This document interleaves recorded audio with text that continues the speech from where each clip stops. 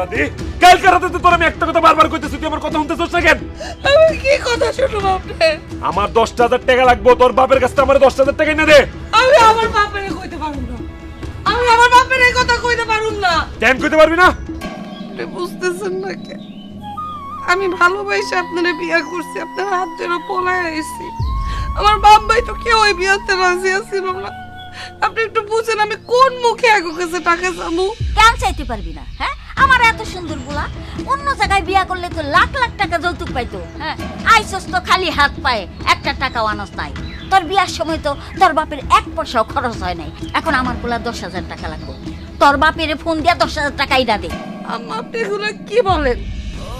আমি পারুম না আমার বাপের বাড়ির থেকে আপনার পোলার লেগা টাকা আনতে।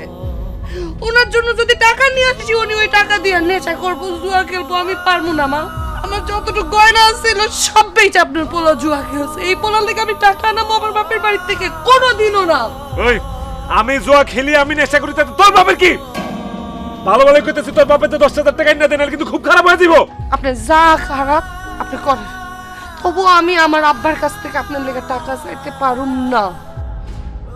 আপনি এক কথার কতবার কমু? আপনি তো দেখতেছেন, আপনি তো জানেন বিয়ার পরে আমার পরিবারের কোনো মানুষ আমার লগে যোগাযোগ রাখে নাই। এর লিগি তো কইছিলাম যে প্রেম প্রীতি করে বিয়া করিস না। না, আমার কথা তো শুনলি না।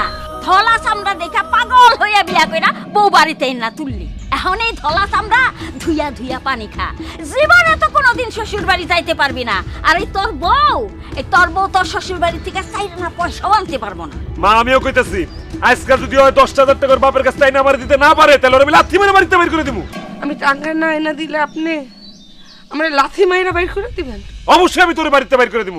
এখনো সময় আছে, তোর বাপের ফোন দিয়ে 10,000 টাকা পাঠাইতে। আমার টাকা লাগবেই। আপনি যেহেতু এত বড় কথা কয়ে হালাইছেন, না না মানে বাইর করে দেন।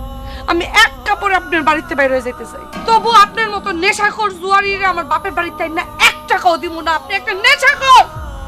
ওই, তোর কতবার কইছি তুই আমার নেশা করে জুয়ারি কবি না? হ্যাঁ, নেশাখোর করব না তো কি করব? আপনি জুয়ারি না, আপনি কি? হ্যাঁ, আপনি মানুষের মধ্যে পড়েন।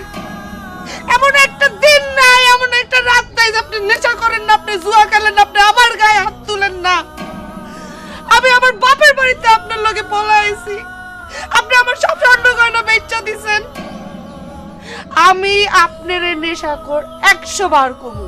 আপনি একটা নেশাখোর, আপনি একটা জুয়ারি, আপনি একটা নেশাখোর। হারামজাদি, তুই আবার আমার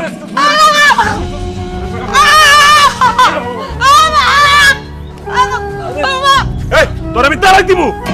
1 তালাক, 2 তালাক, 3 তালাক।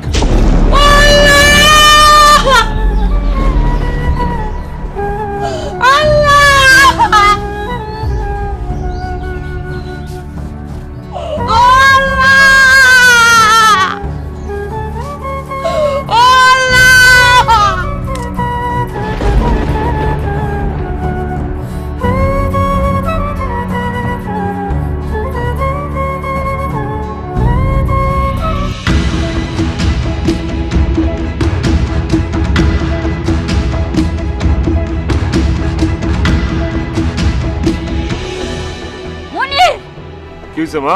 তুমি আমার দিকে আইছো কে? তুই এখানে বসে জুয়া খেলতাছস, ওদিকে কি হইছে জানোস? কি হইছে? তোর বউ তো বাড়ি থেকে চলে যাইতাছে। কি কও মা? বউগুলো আমার বাড়ি থেকে যাইবো কে? তুই জানোস না কেন বাড়ি থেকে যাবো? একবার যদি বউ বাপের বাড়িতে যেয়ে ওঠে, তাহলে তোর নামে মামলা দিব, তোরে জেল হাজতে ঢুকাইবো।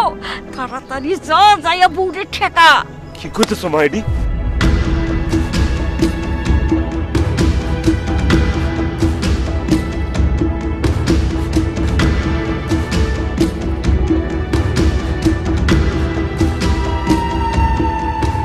বকুল, বকুল তুমি কই যাইতেছো? কই যাইতেছি জানি না, কিন্তু আপনারে সাইরা সারা জীবনের জন্য যাইতেছি এটা জানি। না না বকুল, আমি তোমারে যাইতে দিব না। তুমি আমার সাথে যাইতে পারবা না। দেখেন, অনেক সহ্য করছি, আজকে আর না।